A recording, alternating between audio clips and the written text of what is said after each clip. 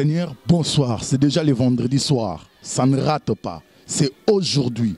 Vous savez déjà le rendez-vous. Chaque vendredi, la nuit, on est là pour chercher la face de Dieu. On est déjà dans cet endroit, le lieu où ça se transforme à un Bethel, le lieu où ça se transforme à un tabernacle, le lieu de face à face, le lieu de corps à corps, le lieu de chercher la face de Dieu. Bien aimé, il ne nous reste que 5 semaines pour que l'année 2014 prenne fin. Tu as beaucoup dormi à la maison. Nous t'invitons. Viens passer ces 5 derniers vendredis de l'année dans la présence de Dieu et vous ne serez pas déçus. Pourquoi rester à la maison? Nous qui ont soif, nous qui ont besoin de manger, la Bible dit, venez, même ceux qui n'ont pas l'argent. Et nous te disons aussi, viens, même lorsque tu n'as pas besoin de Dieu, Dieu a besoin de toi. Parce que quand tu te regardes, si tu te vois bien, si tu calcules bien, tu as quelque chose que tu ne mérites pas. Et cette chose-là, c'est Dieu qui te l'a donné. Voilà pourquoi nous t'invitons, viens dans ces lieux, cet lieu qui se transforme à l'entrée du paradis. Cet lieu qui se transforme à l'endroit de la retraite. Nous avons besoin de vous. Nous avons besoin de toi. C'est pour vous que nous sommes là. C'est pour toi. Toi qui nous regardes, toi qui nous suis. C'est vraiment pour toi que nous sommes là. Viens faire le face-à-face avec Dieu. Viens te coucher. Viens t'humilier. Viens être délivré. Viens écouter ce que Dieu a gardé pour toi. Viens découvrir ce que Dieu attend pour toi dans l'année qui vient. Bientôt là, je vous rappelle encore, 5 semaines seulement, 5 vendredis pour que l'année 2014 finisse. Viens et vous ne serez pas déçus. Que Dieu vous bénisse. Qu'est-ce que tu as besoin que Dieu fasse pour toi? Qu'il ramène mon cœur. Pardon? Qu'il ramène mon cœur. Qu'il ramène ton cœur à lui. Ah oui. Que Dieu soit loué. Qu'il ramène ton cœur à lui. Deuxième chose.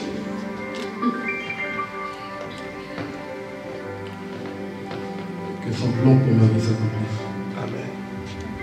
Que le plan de Dieu s'accomplisse dans ta vie et que Dieu te délivre.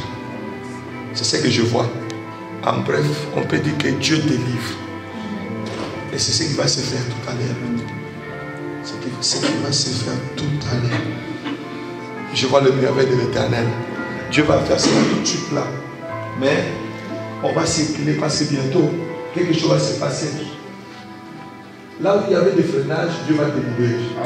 Je vous dis déjà, ils vont bénir le Seigneur. Là, c'est là où Dieu commence à agir. On va prier d'abord pour la délivrance, parce que le frère doit recevoir sa délivrance. Après, on va prier pour les pieds. Oh, on va prier pour les pieds. Que les douleurs vont partir. Les douleurs vont partir. Parce que je me suis intéressé. Ce n'est pas moi, c'est Jésus qui s'est intéressé à cela. Est-ce que nous croyons à la délivrance? Est-ce que nous croyons à la délivrance? Avance mon frère. Comment vous appelez? Francis. On va prier pour notre frère Francis. Donc comme toi tu es là, il y a des douleurs.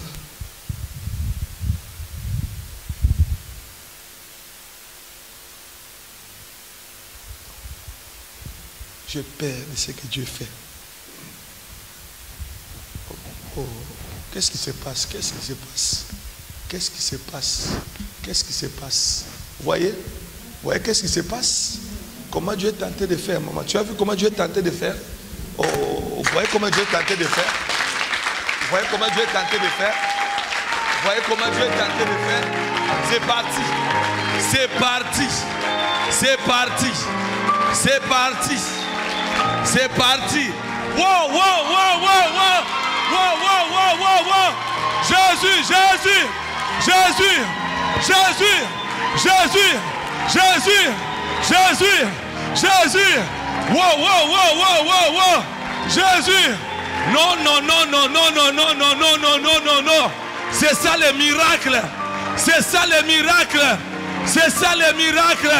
Non, non, non, non, non, non. Priez Jésus. Jésus. Jésus. Jésus. Jésus. Wow. Wow. Gloire à Dieu. Gloire à Dieu. C'est parti. Jésus est tout puissant. Jésus est tout puissant. Jésus est le tout puissant. Jésus est le tout puissant. Jésus est le tout puissant. Jésus est le tout puissant. Waouh, waouh, waouh, waouh, waouh, waouh. Jésus est le tout puissant. Incroyable. Incroyable. Incroyable. C'est ça la main de Dieu. Waouh. Je savais que le Seigneur vient de récupérer.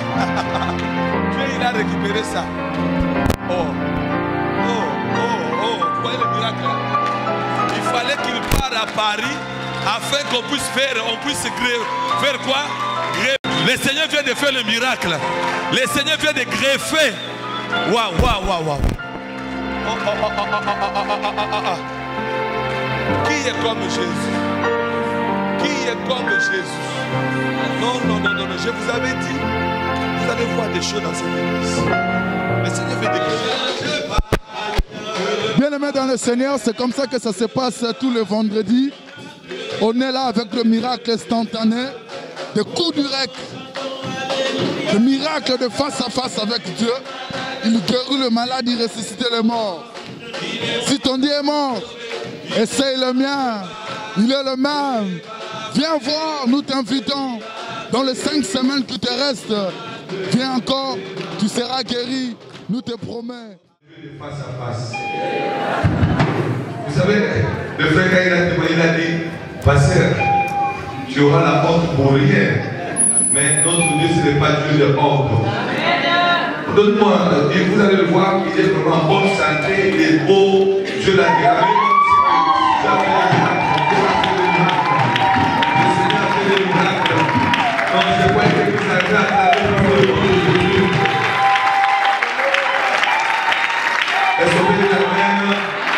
ça c'est la puissance de Jésus-Christ. La Bible dit, au nom de Dieu, les malades seront guéris. Au nom de Jésus-Christ, le paralytique peut marcher. Au nom de ça, l'évangile bien-aimé. Nous sommes dans le temps de l'évangile, le miracle. Le Seigneur dans notre vie, c'est le miracle. Oh, je dis à quelqu'un, la parole de Dieu ne consiste pas seulement dans le discours, mais la parole, c'est la démonstration de la puissance de Dieu. On démontre qui est le Seigneur. Je vais appeler la personne qui avait ça. On l'avait filmé avec des caméras. Quand il est venu, tout le monde l'a vu. Moi-même, je n'étais pas là. Mais il est venu avec ça. Et Dieu a fait l'opération sans cicatrice. Dieu a fait un miracle incroyable. Tout le monde le voit, tout le monde déjà. Il y a des gens qui ont pleuré en voyant ce miracle. Mais le frère là, il est là. Il va passer vers le voir. On peut pousser les cris de joie. Il est en train de marcher. Il est en train de marcher. Regardez comment il va faire le miracle. Poussez le cri de joie pour la gloire de Dieu. Poussez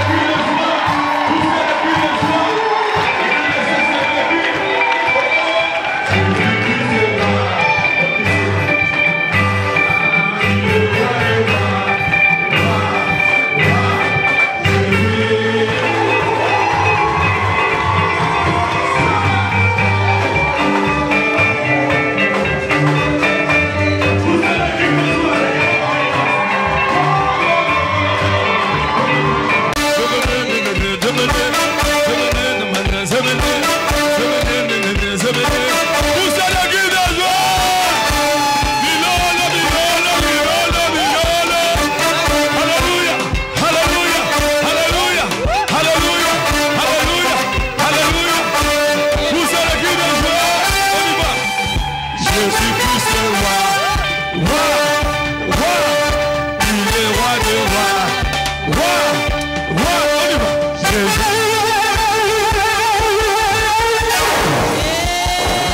Poussez le cri de joie. Pousse le cri de joie. Est-ce qu'on peut dire amen?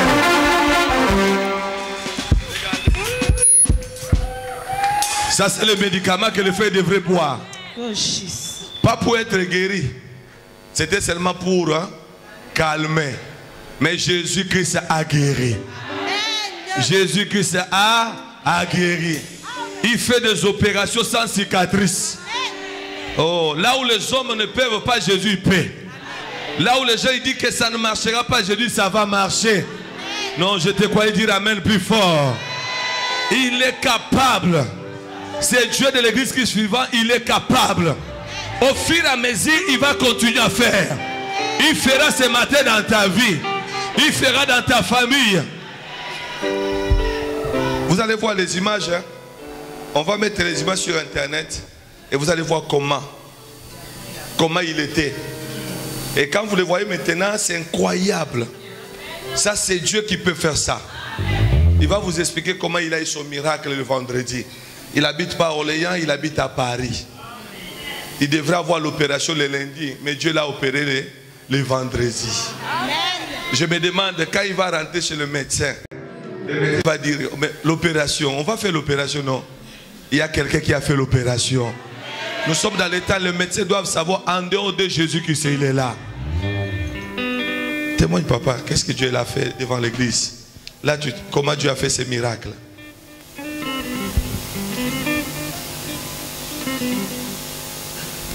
Frères et sœurs, je vous salue dans le nom de Jésus. Amen. Je suis ému, je suis vraiment ému. Depuis que le Seigneur a opéré ce miracle, ma vie est en train d'être bouleversée.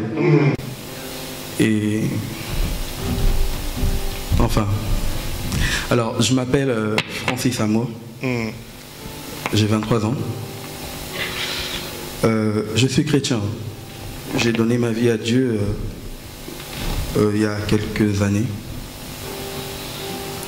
Au début, tout se passait bien. Après, il y a eu des moments de doute, il y a eu des moments de... Mais je me suis accroché parce que je sais d'où Dieu m'a sorti.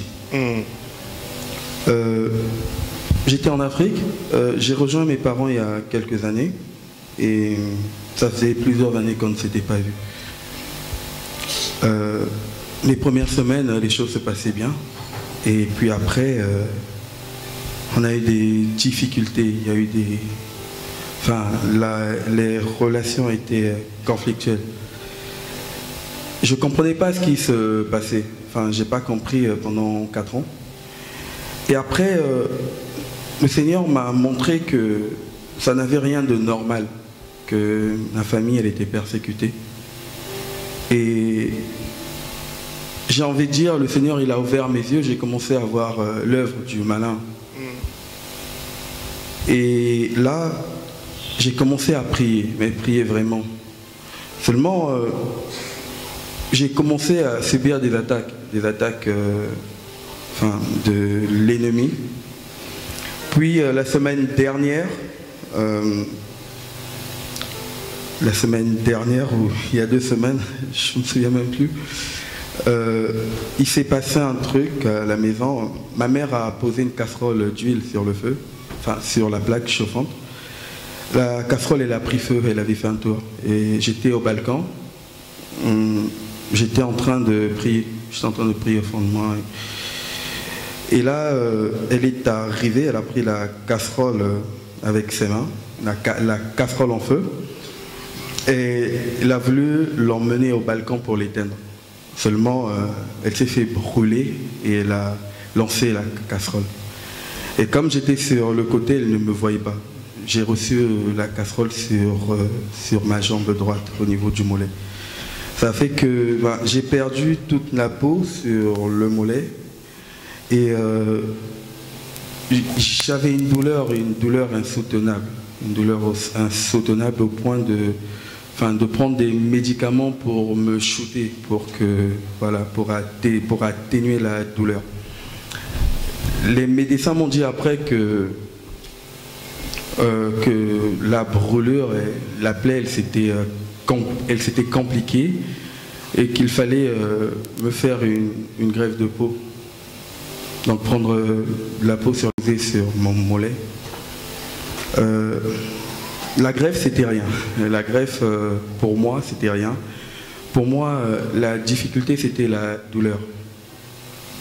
Alors, jusqu'à vendredi soir, je marchais difficilement, au point de me servir d'une béquille pour pouvoir marcher. Et la semaine dernière, cette semaine, mon amie Divine, une amie d'enfance, vous savez, on ne s'était pas vu depuis 8 ans, et elle m'a invité à une veillée de prière ici. Et je devais arriver sur Orléans samedi, mais elle a insisté pour que j'arrive le vendredi soir pour assister à la veille.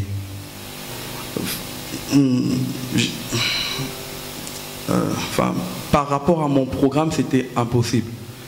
Puis après, j'ai accepté et je me suis arrangé au niveau du boulot. J'ai failli ne plus venir. Pour vous dire, j'ai pris le dernier train de justesse. Je suis arrivé et dans la voiture, je me souviens, je lui ai dit des paroles dans le sens où il ne faudrait pas que le pasteur il s'intéresse à moi à cause de mes béquilles. Je ne croyais pas au miracle. Pour moi, le miracle du genre lève-toi et marche, pour moi ça appartenait au passé. Pour moi c'était pour ceux qui étaient à l'époque de Jésus qui avaient besoin de voir des miracles pour croire en Dieu. Moi je me disais, j'ai cru en Dieu, j'ai pas besoin de miracles, il a transformé ma vie, ça me suffit, ça m'a suffi pour croire en lui. Mais mon point de vue sur le miracle était à un tel point de mépriser des hommes de Dieu qui disaient, qui prônaient le miracle de Dieu. Mais le vendredi, Dieu m'a confondu. Il m'a montré, comme dit sa parole, il est le même hier, aujourd'hui, éternellement.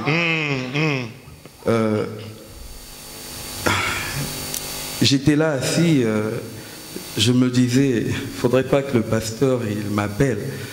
Il ne faudrait pas qu'il essaie de faire quelque chose parce qu'il ne se passera rien et ce sera la honte pour l'assemblée. Ça sera la honte pour l'assemblée. C'est ce que je me disais. Ça, c'est ce qu'il disait. Amen. Est-ce que vous dites Amen? Puis il s'est approché de moi, il m'a demandé ce que je voulais. Je lui ai dit ce que j'avais à cœur. Je lui ai dit, je veux que le Seigneur il ramène mon cœur à lui. Ensuite, il m'a dit, qu'est-ce que tu veux qu'il fasse encore? Je lui ai dit, je veux que son plan pour ma vie s'accomplisse. Ensuite, il a pris son temps et il m'a dit un truc dans le sens où ce que j'avais à la jambe, ce n'était pas normal. Et j'ai trouvé curieux qu'il s'intéresse à ma jambe parce que moi, j'avais accepté ce que les médecins m'avaient dit, j'avais accepté mon sort. Et là, je lui ai expliqué ce qui m'était arrivé. Vous savez, ce qui est la persécution du malin, ce sont des choses qu'en tant qu'enfant de Dieu, on ne peut pas le dire à n'importe qui comme ça. On en parle entre chrétiens parce qu'on se comprend. Donc on a tendance à le garder pour soi. Et je sais que ce qui s'est passé est une attaque. Mais la douleur, j'ignorais que c'était une attaque aussi. Et il m'a demandé de marcher. Au fond de moi, j'étais gêné. Je me suis dit, mais... Aïe, aïe, aïe, aïe. Est-ce qu'on peut dire Amen? Là, il s'est dit, mais quand tu peux toucher à tout, mais pas à ça quand même. Parce que je lui ai demandé, j'ai dit, avant même qu'on parle, j'ai regardé dans le mur. J'ai dit à un frère que Dieu va le guérir, mais il ne sait pas que c'est lui que Dieu va guérir. Dans quelques minutes, Dieu va le guérir. Et quand on a dit ça, je crois que frère, il a dit, pasteur, la honte va être là aujourd'hui. On y va, papa. Alors, le pasteur m'a demandé de marcher. Il me l'a demandé, il fallait que je m'exécute. Quand il me l'a dit, je me suis apprêté à marcher. J'ai trouvé quelque chose de bizarre. J'ai pu me tenir debout au point de n'avoir plus besoin de mes béquilles. Et là, j'ai commencé à marcher. J'ai commencé à marcher normalement. J'ai marché. Et là, j'ai réalisé que la douleur, elle n'était plus là.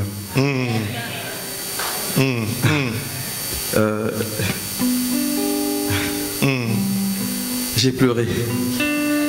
Je ne savais pas quoi dire. J'ai pleuré pour quelqu'un qui ne croit pas à ce genre de miracle. Voilà, le Seigneur m'a confondu. Et ensuite, j'ai accepté. J'ai accepté le miracle. Et depuis, des choses étranges, quand je dis étranges, de bonnes choses, sont en train de se produire dans ma vie en un espace de temps. Vous voyez, c'était vendredi soir. Mais j'ai lutté pour ma foi pendant 4 ans et depuis vendredi soir, des réponses que je cherchais, le Seigneur est en train de me les donner. Et j'ai le sentiment que ma vie, elle est en train d'être transformée. Amen. Que mon cœur est en train de revenir à Dieu. Que le plan qu'il a pour ma vie s'accomplira. Yes. Je suis reconnaissant. Je suis reconnaissant à l'homme de Dieu. Il y a une parole que j'aime bien dans la Bible, dans le Nouveau Testament, lorsque Jésus s'adresse à la femme samaritaine, il dit dans les derniers temps, il parle des vrais adorateurs, ceux-là qui l'adoreront en esprit et en vérité. Et j'ai foi que cet homme de Dieu est un vrai adorateur.